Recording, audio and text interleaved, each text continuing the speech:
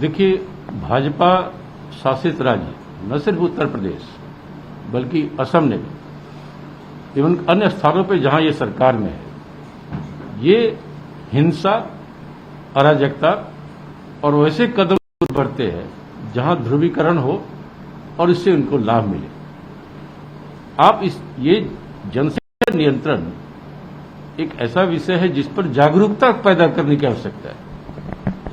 हम दो हमारे दो यह नारा संजय गांधी ने भी दिया था और कांग्रेस ने भी इस पर आगे बढ़ाया था कि परिवार नियोजन को करने का, बढ़ाने का, लेकिन अनिवार्य करना, इस पर कानून बना देना या इसको लेकर के प्रावधानों को जन्म दे देना, मैं समझता हूं यह समस्या का समाधान नहीं है। इससे कहीं न कहीं कठिनाई होगी, विसंगतियां पैदा होगी और समाज में विद्वेष पैदा होगा।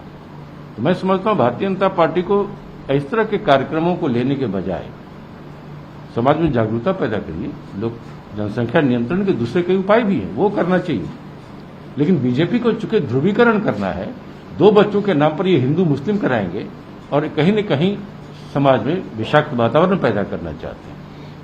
आसाम की बात की, आसाम के मुख्यमंत्री ये कहते हैं कि अगर हिंदू लड़का हिंदू लड़की से झूठ बोलता है तो वो भी जिहाद है, इसके खिलाफ कानून बनाएगा। अब सोचिए, ये लोग सत्ता में क्या इन बातों को लेकर आए थे? आप सत्ता में आए थे कि महंगाई कम करेंगे, आप सत्ता में आए थे कि हम रोजगार देंगे, आप सत्ता में आए थे कि भ्रष्टाचार कम करेंगे। आप कर क्या रहे हैं? महंगाई बढ़ गई, पेट्रोल 100 से ऊपर रुपए पूरे देश में लीटर बिक रहा है, डीजल का 100 रुपया टच कर गया, रसोई गैस की कीमत 950 रुपये सिलेंडर हो गई, बेरोजगारी चरमोत्कर्ष पर, रोजगार नहीं है, बैंकों का हजारों करोड़ रुपया लेकर लोग भाग गया।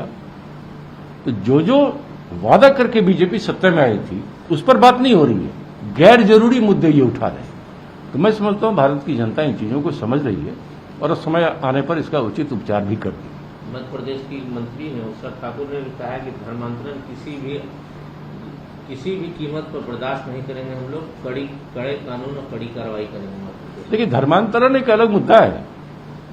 अगर कोई व्यक्ति स्वेच्छा से धर्मांतरण करता है उसको आप किस कैटेगरी में रखेंगे? कोई जबरन कराता है तो सरकार कहां क्यों चुप बैठी है?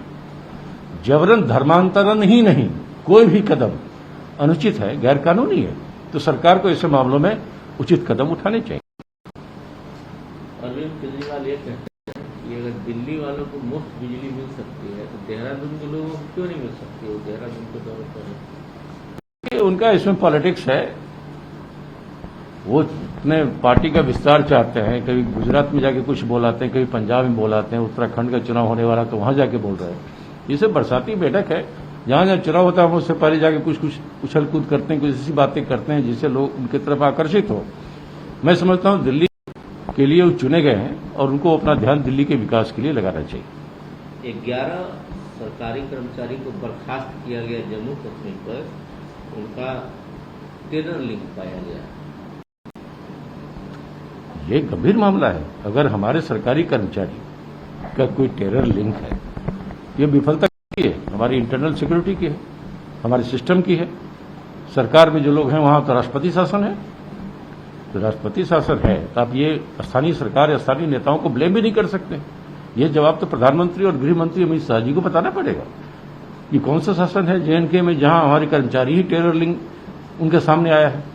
मैं समझता हूं सरकार को अपने दायित्वों का निर्वहन अच्छे तरीके से करना चाहिए और ऐसे मामलों में गंभीरतापूर्वक ठोस कदम उठाने चाहिए। धनचंद मिश्रा जी, आजादी कितने वर्ष हो गए लेकिन अभी भी दलित एक लड़का पेड़ से बांधकर राजस्थान में इसलिए पीटा गया, उसको बकरी चोरी का आरोप था। देखिए, इस तरह की अमानवीय घटनाएं न सिर्फ राजस्थान में, कई अन्य स्थानों से कई बार देखने को मिलती हैं। अब यूपी में क्या हुआ, 1-2 दिन जब ब्लॉक प्रमुख का चुनाव हो रहा है, किस तरह से सत्ता प्रायोजित हिंसा वहां की गई, लोगों को नॉमिनेशन करने से रोका गया, लोगों को वोट देने से रोका गया। तो यह जो नया मॉडल विकसित हुआ है, Jogi model, BJP model, RSS model, ये खतरनाक था। आपकी सरकार है? हमारी सरकार है तो हमारी सरकार ने कार्रवाई की है, हमने गिरफ्तारी की है। इक्का दुक्का घटना से सरकार परेशान में, लेकिन अगर हर स्तर पर, हर जिले में सरकार प्रायोजित अपराध हो, हिंसा हो, तो मैं समझता हूं ये चिंता का। योगी सरकार को तो नरेंद्र मोदी ने बधाई दी थी ब्लॉक चुनाव में परिणाम जिस तरह जीते हो गए। यही तो है, क्योंकि सरकार प्रायोजित हिंसा के आधार पर आपने जीत हासिल की है उत्तर प्रदेश में। 800 में से 600 सीट जीत गए, आप बधाई दे रहे हैं। आपने देखा नहीं कि तरह से महिलाओं को रोका गया, पीटा गया, दुर्व्यवहार किया गया, मतदान में नॉमिनेशन करने से रोका गया, मतदान करने से रोका गया, और पुलिस चुपचाप मूक दर्शक बनी रही। ये पूरा देश ने देखा है। तो यो अराजक शासन उत्तर प्रदेश में है, और सरकार के बल, पुलिस के बल और सरकार के प्रायोजित अपराध और हिंसा के भरोसे अगर आप चुनाव जीतते हैं तो यह लोकतांत्रिक जीत नहीं है, यह सत्ता का जीत है। और मैं समझता हूं उत्तर प्रदेश की जनता इसका जवाब देगी चुनाव। जिस तरह से लोग निकल रहे हैं, पार्टी कर रहे हैं, मॉल में घूम रहे हैं, पार्क में घूम रहे हैं, सरकार ने बोला कि सारा एक तरह से तीसरी लहर प्रदर्शन दे रहे हैं।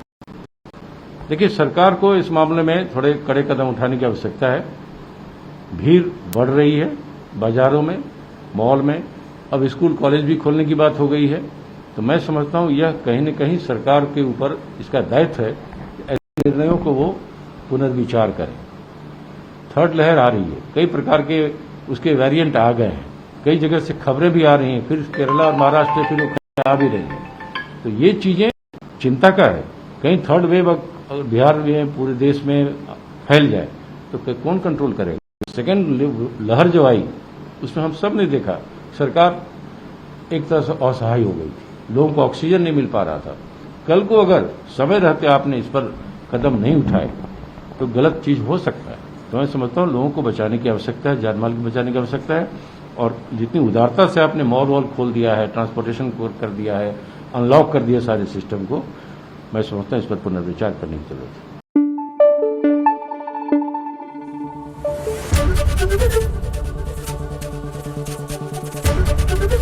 एबीपी न्यूज आपको रखे आगे।